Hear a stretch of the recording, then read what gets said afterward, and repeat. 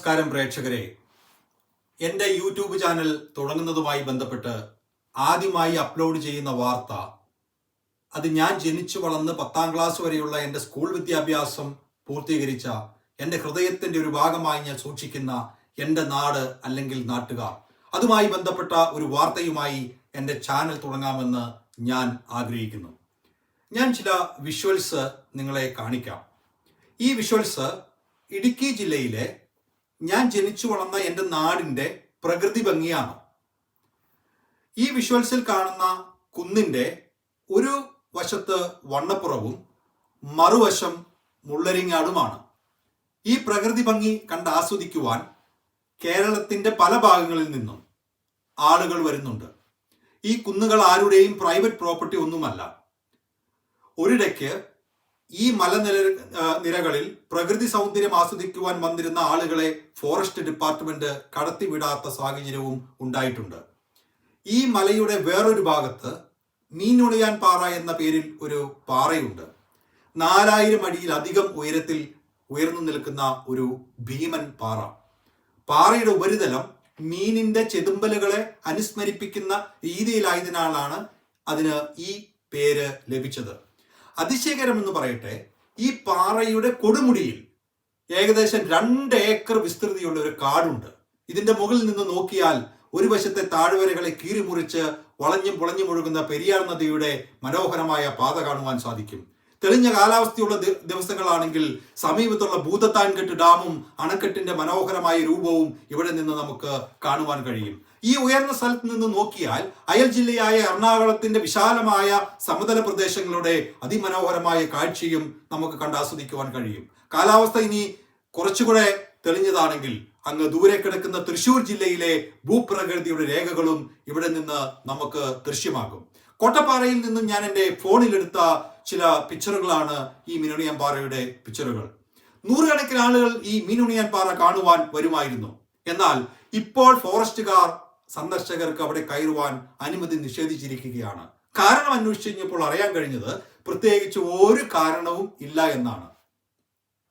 ഇവിടെ വന്നിരുന്ന സന്ദർശകരെ ആശ്രയിച്ച് ഉപജീവനം കഴിഞ്ഞിരുന്ന ചില ചെറുകിട കച്ചവടക്കാരുണ്ടായിരുന്നു.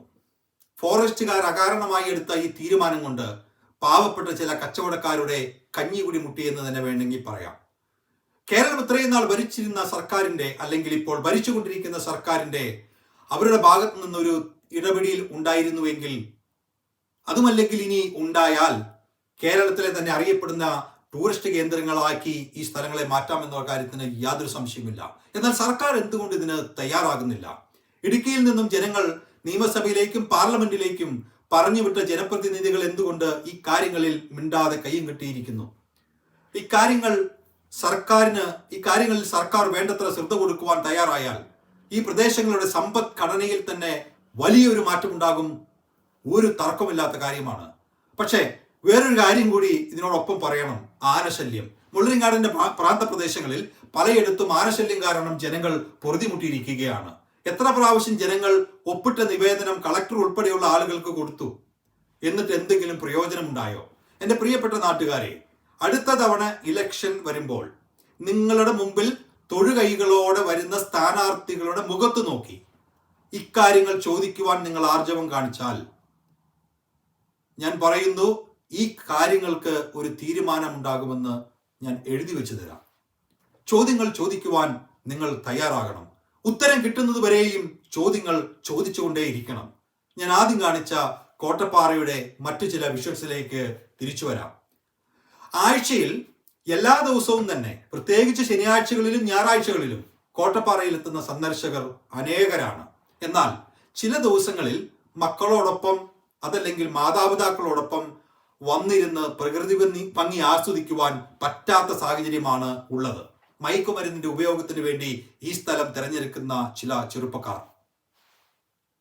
ഞാൻ പോയപ്പോൾ എൻ്റെ കണ്ണിന് മുമ്പിൽ കണ്ട ചില കാര്യങ്ങൾ വണ്ണപ്പുറം പഞ്ചായത്തിന്റെ വികസന സ്റ്റാൻഡിംഗ് കമ്മിറ്റി ചെയർമാനും എൻ്റെ അയൽപ്പക്കംകാരനുമായ ജിജോ ജോസഫിനോടും മറ്റൊരു വാർഡ് മെമ്പറായ ജോസ് തൊട്ടിയിൽ എന്ന വ്യക്തിയോടും ഞാൻ നേരിട്ട് കണ്ട് ബോധിപ്പിക്കുകയുണ്ടായി. ഇക്കാര്യം പറഞ്ഞപ്പോൾ മറ്റൊരു കാര്യം കൂടി ഞാൻ പെട്ടെന്ന് ഓർമ്മിപ്പിച്ചുകൊള്ളുന്നു. ഞാൻ പിതൃതുല്യം സ്നേഹിക്കുന്ന പ്രിയ ജിജോ ജോസഫിന്റെ പിതാവ് കഴിഞ്ഞ ഞായറാഴ്ച നിര്യാതനായി. പ്രിയ ജോസഫ് ചേട്ടനോടുള്ള എൻ്റെ അനുശോചനവും ഈ സമയത്ത് ഞാൻ രേഖപ്പെടുത്തുന്നു. ഞാൻ അവരോട് രണ്ടുപേരോടും ചോദിച്ചു, നിങ്ങൾ പ്രതിനിധാനം ചെയ്യുന്ന സർക്കാരാണല്ലോ ഇപ്പോൾ കേരളം ഭരിക്കുന്നത്. ഓപ്പറേഷൻ തൂഫാൻ പോലുള്ള നടപടികൾക്ക് ആഭ്യന്തര വകുപ്പ് ആഹ്വാനവും ചെയ്തിട്ടുണ്ടല്ലോ. എന്തുകൊണ്ട് അവിടെ ഒരു ബോർഡ് വെക്കുവാൻ നിങ്ങൾ മുൻകൈ എടുക്കുന്നില്ല, അല്ലെങ്കിൽ നിങ്ങൾക്ക് എടുത്തുകൂടാ? ഫോറസ്റ്റ് ഡിപ്പാർട്ട്മെന്റുമായി സഹകരിച്ച് ടിക്കറ്റ് വെച്ചുള്ള ഒരു പ്രവേശനം എന്തുകൊണ്ട് നടത്തിക്കൂടാ? ടിക്കറ്റ് വെച്ച് പ്രവേശിപ്പിക്കുമ്പോൾ കയറുന്നവരുടെ ID കാർഡ് കാണിച്ച് വെരിഫൈ ചെയ്തിട്ട് അവരെ അകത്ത് കയറ്റണം. അങ്ങനെ കയറ്റുമ്പോൾ ഒരു ചെറിയ സെക്യൂരിറ്റി ചെക്കിംഗ് നടത്തിയിട്ട് അവരെ എന്തുകൊണ്ട് കയറ്റിക്കൂടാ? അതുപോലെ തന്നെ കയറുന്നവർ തിരിച്ചു പോകുമ്പോൾ പോകുന്ന സമയം എന്തുകൊണ്ടൊന്ന് മാർക്ക് ചെയ്തുകൂടാ? ഒന്നും വേണ്ടെന്നേ, ഈ കാര്യങ്ങൾ ഒരു പ്രൈവറ്റ് കമ്പനിക്ക് ഒരു 10-15 വർഷത്തെ കോൺട്രാക്ട് അടിസ്ഥാനത്തിൽ അങ്ങ് കൊടുത്താൽ മതി. അവർ ഈ കാര്യങ്ങൾ വളരെ ശ്രദ്ധയോടുകൂടിയും ഉത്തരവാദിത്വത്തോടുകൂടിയും ചെയ്യും. അവിടെയുള്ള സർക്കാരിന്റെ സ്ഥലങ്ങൾ, കാരവാൻ പാർക്കുകൾ ഉണ്ടാക്കുവാൻ എന്തുകൊണ്ട് ലീസിന് അത് കൊടുത്തുകൂടാ? അങ്ങനെ ജനങ്ങൾക്ക് സുരക്ഷിതമായി അവിടെ വന്ന് പ്രകൃതി ഭംഗി ആസ്വദിക്കുവാനുള്ള സൗകര്യം സർക്കാരിന്റെ ഭാഗത്തു നിന്ന് ചെയ്തു കൊടുത്താൽ ഈ പ്രദേശങ്ങളുടെ മുഖച്ഛായ തന്നെ മാറുമെന്ന് എനിക്ക് ഉറപ്പുണ്ട്.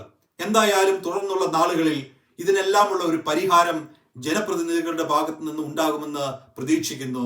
നന്ദി, നമസ്കാരം.